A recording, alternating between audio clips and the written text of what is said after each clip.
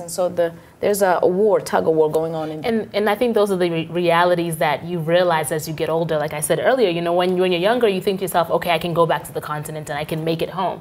And you start thinking about the realities of being on the continent, right? We talk about cultural experiences, that those can be debunked. And I think those can be debunked very easily. In Zimbabwe. Well, I mean, in Zimbabwe is a perfect example where I can save up my money and I can say I'm going to go open a business in Zimbabwe, and I can land in Harare and I can go to the ATM and say, okay, I have $50,000 in the bank, and I am not allowed, or I cannot, because of issues of cash flow, take out my money. Right. So imagine trying to start a business in a country where you sacrificed leaving where you were to go on the continent and be there, and you have those issues. Another thing that we don't always anticipate is sometimes the diaspora is not welcomed by people, by job seekers who see us as people who might take their jobs. So countries are saying, and especially going back to even Zimbabwe, who wants countries like Kenya, Zimbabwe, Nigeria, they want the diaspora to come back. But you've also got to think, those countries and governments have to think about who the diaspora is right now. The diaspora is highly skilled, highly educated, and they come with high expectations. So they might think if they come, we'll fix it. But maybe we've got to fix it first and then attract them that way. It's like a chicken and egg. That is very true, because sometimes presidents feel that if the diaspora comes back with their skills, then maybe they can build those countries. Right. Instead of maybe the other way around. Fix first and bring those people in. Exactly. That's what the diaspora, I guess, for the most part, believe. Good morning, good afternoon, and good evening, Africans. Are you fine where you are, Africans? We are fine, and it's a very good afternoon. One afternoon is another man's night or morning. Yeah, sure. So I hope you're doing fine, guys. And in the previous video, we talked about Black Americans and why they should move back to Africa. Sure. We gave them enough reasons. I believe it's not really enough, but we gave them some reasons. Reasons to come to Africa are so plenty. Yeah, sure. Yeah, if we were to write them down, what would have happened? I think we could write books and books, volumes and volumes of novels and commentaries for you to get going here into Africa. Yes. And maybe the pages will not be enough. Yeah. Yeah, so, but despite all this, you people must understand one thing. Moving to Africa also has some of its challenges. Sure. Moving to Africa is not a walk in the park, you know. I'm not saying that you shouldn't move here. I'm not saying that it is impossible. What I'm saying is that it is difficult. And that's the honest truth. You are never told, you know. Moving to Africa is like climbing a mountain. You reach a certain peak, you take a rest, you camp, you refresh, wait for the next day, get to the second peak until you reach the highest peak. That is, I can liken the journey to Africa as that. So we can also look at it like the people of Israel. They spent 400 years in Egypt. And now this time comes when they have to return back into the land. They are going to meet a new people. They are going to meet new faces. They are going to meet new culture. They are going to meet an entirely different economy there. Which is not a simple thing as we are going to discuss today. But it is worth it. Yeah, sure. It is worth it. So, let's talk about it. Some Africans do not want African Americans back to the continent. That is interesting. That's the truth. Some Africans find it that it's hard to coexist with African Americans in Africa. And I'm going to tell you this. That is the topic of today, and that is what we are going to explore. We romanticize the idea, right, of coming to the continent. Right. We get to the continent or to the particular country, and the honeymoon is sweet. Right. But after the honeymoon is where it gets real, right? Right. I'd like for you to speak to us about that after the honeymoon period. You know how we do. We keep it up. As you say, we keep it a buck. Here's the part that needs to be understood. We are Black people from America. Right. We have a history of an experience living in America. And for most of us that are deciding to come, we're coming to Africa because we are wanting to be removed from that experience or reconnect to something that we know deep inside of us is a part of us to be found here on the continent. And we will be remiss if we being here and having these experiences, knowing that this is the situation and condition of our brothers and sisters back home, and not tell them and tell them the full story. And that's why it's romanticized, because people are afraid to tell their truths. We got to hear all the fluff. We got to see all the entertainment, all the sweet, good stuff. We fell for it. Everybody does. But when you have people that tell you their story and you get to hear their version, you have something to weigh your choices on. That's right. Now you know, okay, this could happen, and this is my situation too, and I really needed this, and I relate to that brother. That's because you got the truth. So don't get offended. Right. Period. And so, you know all what? Right, brother Will, talk to us, brother. and you know what? You are touching point on a good subject, because as African Americans, we all look at Africa as the motherland, right? It's the motherland. That's where we came from. Well, a good portion of the country believe that. Some Americans, African Americans, believe that we're from America, but that's another conversation. But in reference to how I felt, and then again to the viewers, this is my experience. I'm speaking from my experience and my thoughts. Everybody is different, but I'm only going to give you my perspective and my experience on being American and then moving to Africa. And you're right. I was the same way. I romanticized, like, one day, wow, I want to go to Africa and reconnect with my people, and yeah, that's where we come from. But then once you get there, you're seeing that you're not seen as African. You're seen as an American. You like seen as a Black American. You just American is happen to be Black in most situations. And I felt that way when I initially went to Ghana. And I was like, oh, okay. They'll never view me as brother, because a good percentage of Africans, they're not taught our history. They're not taught about the slave trade to an extent. So they don't understand why we romanticize coming to Africa. Because when we come and we visit, they be like, why you all are here? We want to move to America. Why you all coming here? So I think a lot of African Americans, when you come to Wanda or come to Wanda, Africa, or wherever, you have to adjust your emotions, because Africans don't view us as brothers and sisters. I'm just gonna keep it a buck. They view 90% of them view us as foreigners.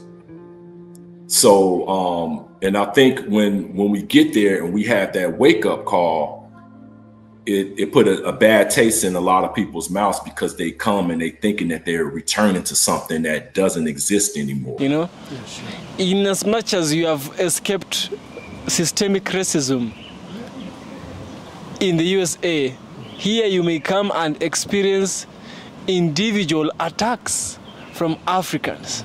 You know, a number of Black Americans have been killed in the country of the Gambia. A number of African Americans have been kicked out of Tanzania. Very suddenly. Some of them have been kicked out from Uganda. You know, they went all the way to Ghana.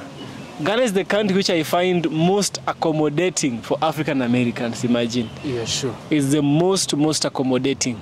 There are very many projects that are willing to help the Black American brothers come back into Africa. So it's very supportive, yeah, in the journey of Black Americans to Africa. Exactly. You know, so that is what we are going to discuss. Why moving to Africa, you might face a challenge from the very people you are coming to see.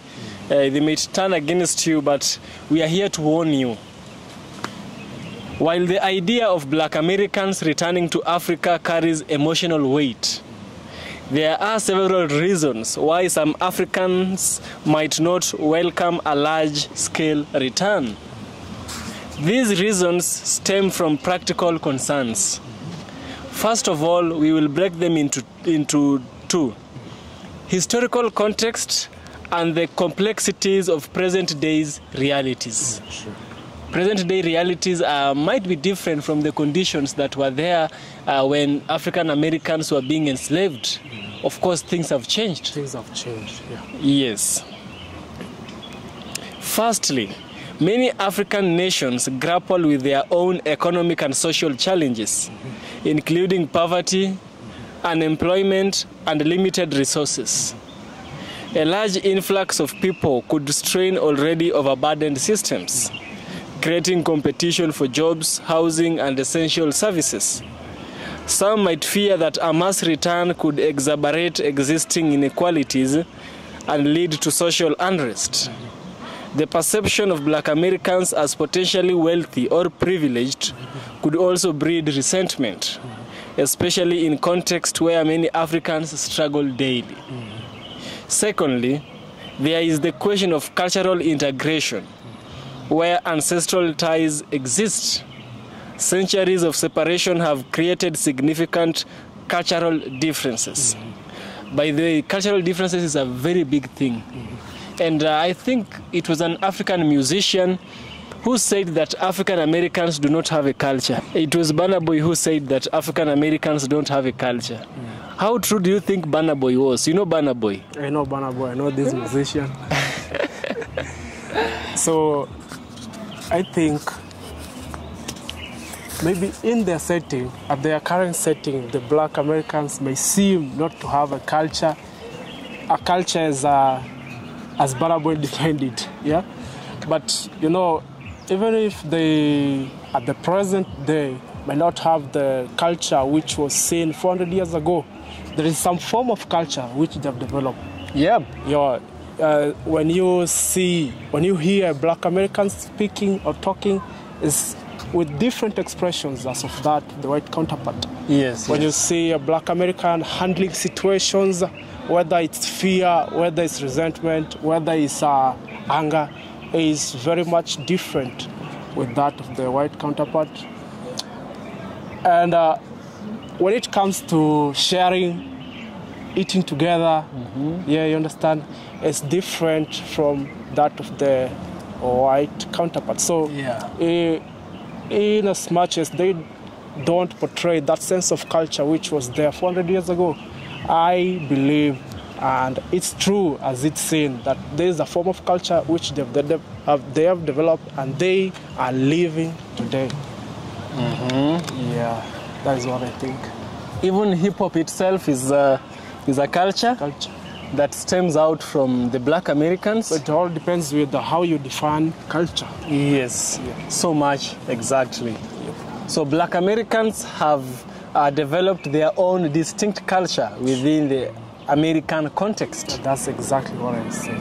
And Africans may find it difficult to adapt. In fact, it is very difficult to adapt it to the diverse African cultures, traditions, and languages. You see, many times when people are in the USA, when people are discussing street interviews and these social experiments, I'm always surprised that people think Africa is one big country and everyone is called Africans. Yeah, we are Africans, yes. But now we don't have like Kenyans, Ugandans, Ghanaians. We have Africans. So every black person is of the country of Africa? Yes. So like with one big flag. The South African flag? Yes. So for the starter, Africa is a continent with 54 countries. Maybe 55. There's another one which added... South Sudan being the youngest. Okay, 54 or 55. So, and here we're in Kenya telling you all this, yeah? Yes. We are here in the actual ground, so believe us. Yeah. Africa, we have 54 countries. In these countries, we have tribes. In these tribes, we have cultures. Like in Kenya alone, we have 44 tribes. Tell me these 44 tribes, each person has their own culture. Some people circumcise their children, some people do not. Some people circumcise their women, some people do not. Some people remove their teeth, some people shave their... It's so many, so much. Different foods, different ways of handling situations. Yes. Even when talking about in-laws, marriages, divorce. Yes. I mean, it's an entire different cultures across all these 44 tribes just in Kenya alone. And polygamy is not a question here. Polygamy is a thing in Africa, you know? Yeah. But one thing Africans, I really like them for, they keep the natural. And the unnatural is not accepted in Africa. Yeah, you know what we mean. Yeah. If you catch my drift. Yeah, sure. But polygamy, you know, as Black Americans, you might be a woman and you get married to a man, and again your man sees another woman. Don't get jealous. Don't be angry with them. It's in our culture. We can even have 10 women, 20 women. There's a guy who had 50 wives, you know, 50 wives, an African.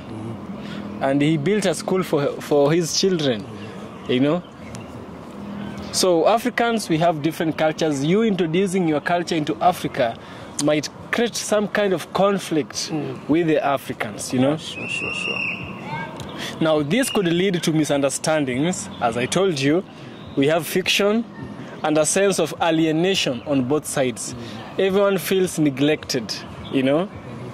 The assumption that Black Americans would automatically fit in ignores the complexities of cultural identity and the potential for cultural shock. So life is as complex as it is. Yes. Life is simply complex, and you cannot simplify it to just thought of Black Americans that they will directly fit into the African cultures and into the African people. I mean, life is complex. Yeah. So, and we must contemplate every possible, conceivable thought and reason before we come into the motion of Black Americans coming to Africa and that integration between Africans and Black Americans. Brother, do you know how far is America from Kenya?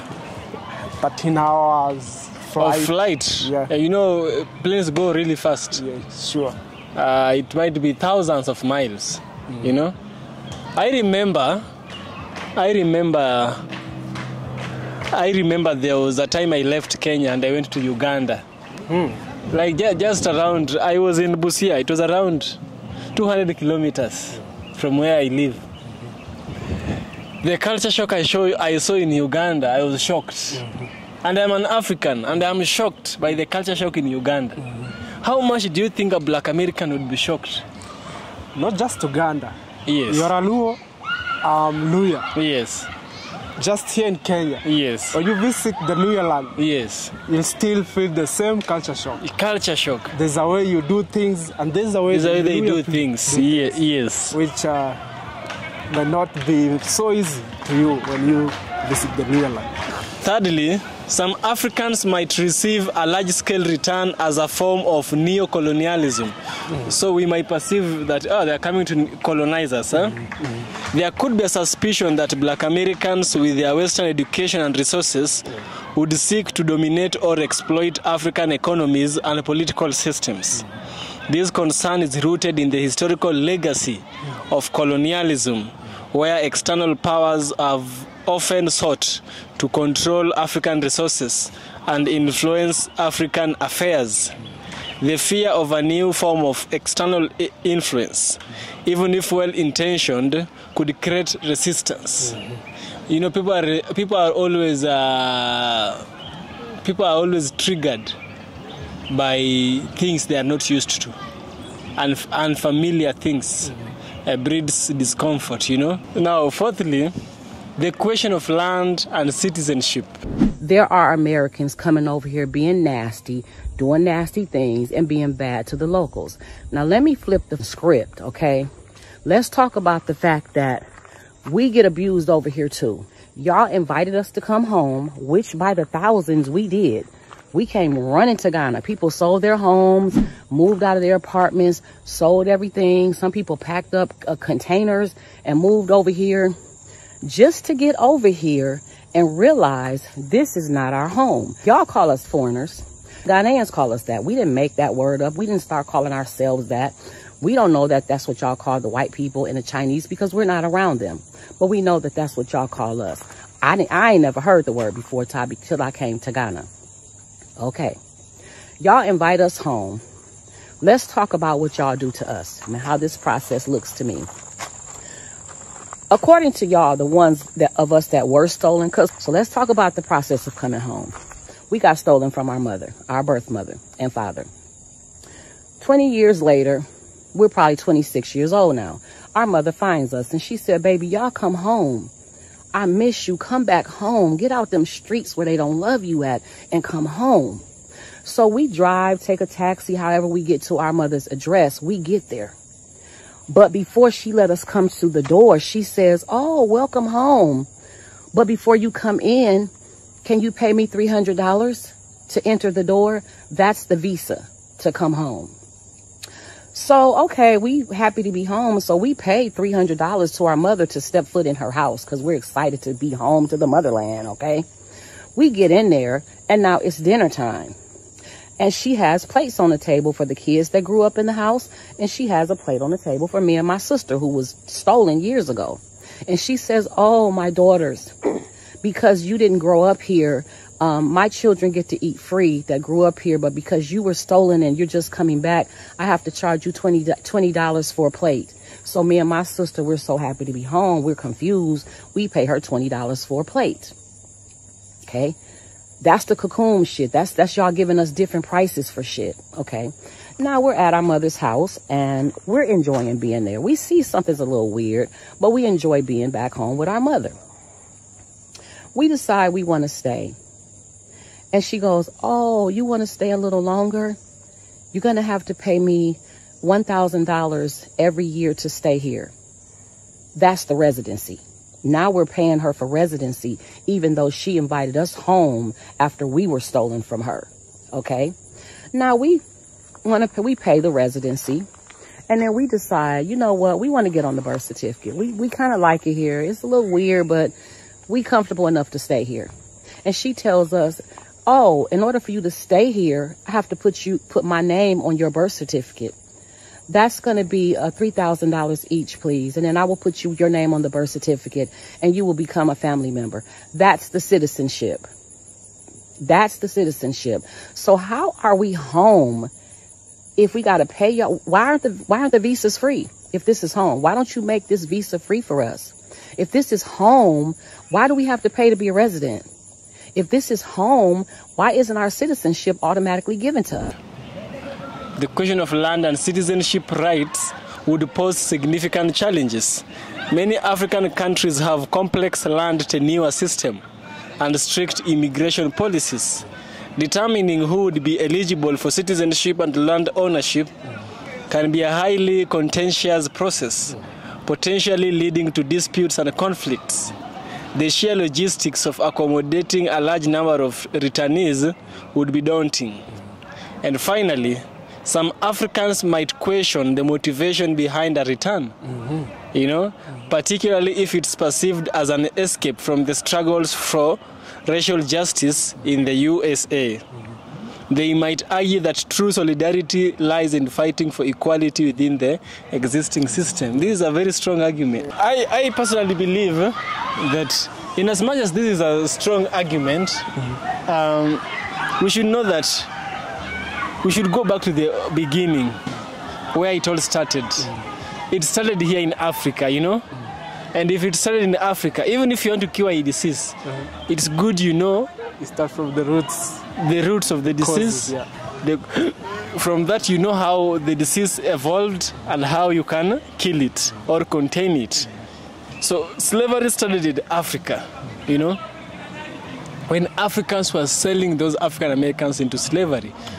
The notion of moving back to the continent is us welcoming them back, The idea of surrender is not an idea that holds ground for someone who has their own origin here. Sure. If here was not there, like if I go to Kampala, or where I go, Kampala, yes. And I have a shop there, and I have some difficulties in life. And now I say I want to move back to Kenya, my own country. Would the same argument hold waters? I can't fight for what's mine. I'm escaping. So I think home is home. So, and there is no reason for you whatsoever to for you not explain to why you are moving back home. Yeah, sure. The idea that you're moving home is enough to silence all that. Yeah, very true. They are moving back home. Home is their homeland. Yeah? Africa is the homeland of African Americans. That is one thing I know. So Africans may also have a feeling that Black Americans should use their influence and resources to support African development from abroad rather than relocating in masses. But Africa is, okay, this is now to those people who have that idea. You know, anyone can rationalize anything to comfort or rather to accommodate their evil acts. If I want to come and attack you at your house, I will say that you stole my land, even though you gave me money. Just because I want to attack you, I'll find a legal reason to surround me. There is a saying that I once read, and I think it was a thought-provoking, truthful statement. If truth was prevailing in all of the courts, outcomes would have been different. Sure. Outcomes would be so much different. So the judge is always under test, constant test. He fails, the accuser goes free. Or the wrong person goes free.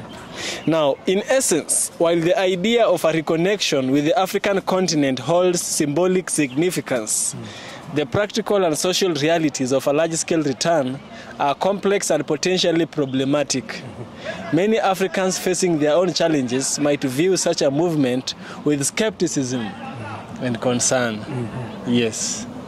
I think what is being expressed here is like a large-scale migration. Yes. A large-scale migration of our fellow brothers in America, which I think causes all these concerns that we are trying to address here today. Yes. So one thing, home is home. You should not have any reason for visiting your home. You see, what happens now should be taken in the hands of the government. It shouldn't be taken in the hands of individuals, because people already took land and already shared it among themselves. Now, because the government is the one inviting them, the government, I believe, should provide land for them as well. The government should at least provide for them places to live. Like we see what Ghana did. Ghana made some land for African Americans. They can develop the land, and there is tax-free for some developers, you know. With such kind of innovations and considerations Ghanaian government did, I believe other African countries should emulate the things which Nana Akufo-Addo himself did by welcoming them, giving them land, affordable houses, this and that. Yeah, we have so many Black Americans living in Ghana, so many and plenty of them. Yeah. So the African governments play a crucial role in facilitating a good environment, a healthy environment for our fellow brothers in America. Exactly. So guys, this is EFK Original Documentaries, and you are who? I'm Nick, and I have a channel, you can check it up, called Nick and Diasporans, where we explore deep conversations. And thank you, Evans, for welcoming me here. So Nick will be a constant guest here, and he has really nice work. Check the description. We'll place a link on his channel on the description. Be sure to subscribe to Nick and Diaspora. Nick and Diaspora? Nick and Diasporans. Nick and Diasporans. Yeah. Black Diasporans.